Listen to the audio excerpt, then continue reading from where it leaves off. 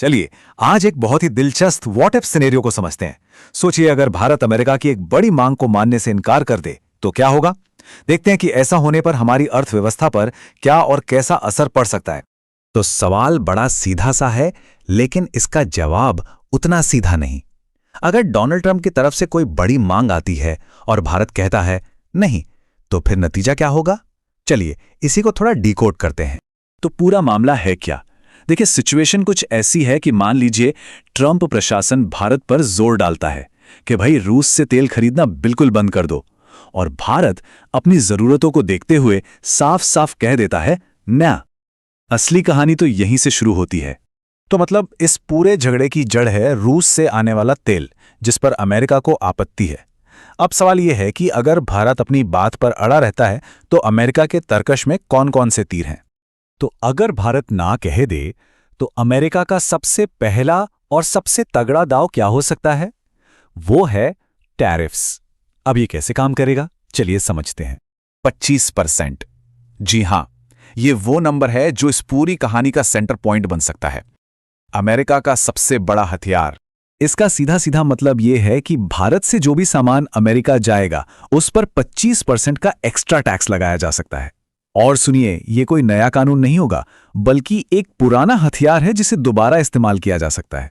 लेकिन अब सवाल ये उठता है कि अमेरिका ऐसा कर कैसे सकता है? क्या उनके पास कोई कानूनी रास्ता है भी, या ये सिर्फ एक धमकी है? जी हां, बिल्कुल है। देखिए, भारत और अमेरिका के बीच एक इंटरिम ऑर्डर नाम का एग्रीमेंट पहले से मौजूद है, और उसी में ये साफ साफ लिखा है कि कुछ खास हालातों में ये टैरिफ दोबारा लगाए जा सकते हैं।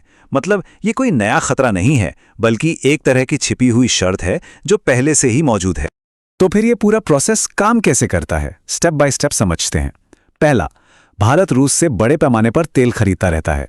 दूसरा, इसकी भनक अमेरिका को लग जाती है। तीसरा, ये पूरा मामला जाता है अमेरिकी कॉमर्स सेक्रेटरी की टेबल पर। और चौथा और आखिरी स्टेप, टैरिफ लागू हो जाते हैं। लेकिन रुकिए, सबसे हैरान करने वाली बात अब आती है। क्या अमेरिका को इसके लिए कोई पुख्ता सबूत चाहिए होगा?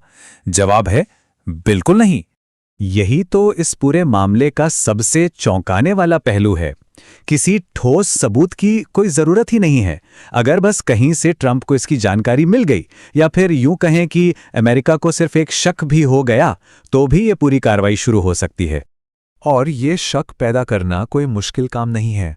सोचिए, अमेरिकी मीडिया में बस कुछ रिपोर्ट्स छप जाएं, कुछ आर्टिकल आ जाएं, भले ही उनका सोर्स कोई भी हो या ना हो, और बस वही चिंगारी आग लगाने के लिए काफी होगी।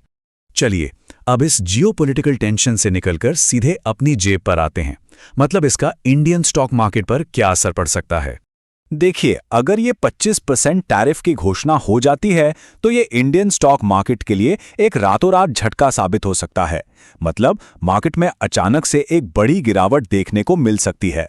तो इन सब बातों का निचोड़ क्या है? आने वाले महीनों के लिए क्या तैयारी रखनी चाहिए? बात बड़ी सीधी है, क्योंकि ये मुद्दा अभी सुलझा नहीं है तो आने वाले कुछ महीने बाजार में बहुत ज्यादा उठापटक देखने को मिल सकती है। मतलब हाई वॉलेटिलिटी। तो सावधान रहने की बहुत जरूरत है।